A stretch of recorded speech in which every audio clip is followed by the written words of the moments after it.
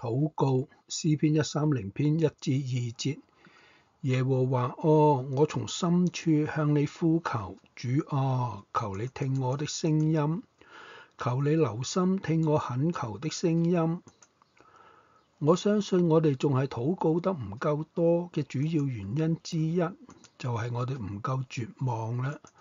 我哋仲未有真正咁意識到我哋係需要神嘅，就好似清教徒牧師威廉古諾所寫嘅，一個飢餓嘅人唔需要別人教導佢點樣去乞討。相較於好多人，我嘅生活睇落嚟就算係比較平穩嘅。大多數嘅日子，由人嘅角度嚟講，我可以靠自己嘅努力同埋資源解決所有嘅事，唔需要依靠神嘅恩典同埋干預。我有一個好朋友，佢嘅第3個孩子出生嘅時候有多重嘅障礙，包括無法進食。好多年來，佢嘅孩子經常喺醫院進出出，唔係處於危急嘅狀況，就係有生命危險嘅手術啦。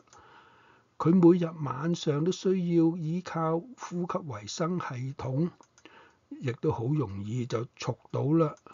經常都會呼吸困難。你諗需唔需要有人去話俾佢嘅父母知道要為孩子禱告呢？唔會嘅，反而你冇辦法令到佢哋停止唔為佢嘅孩子去禱告。佢哋就好似希望渺茫嘅人一樣啦，因為知道佢哋嘅兒子唯一存活嘅希望係喺神嘅手中。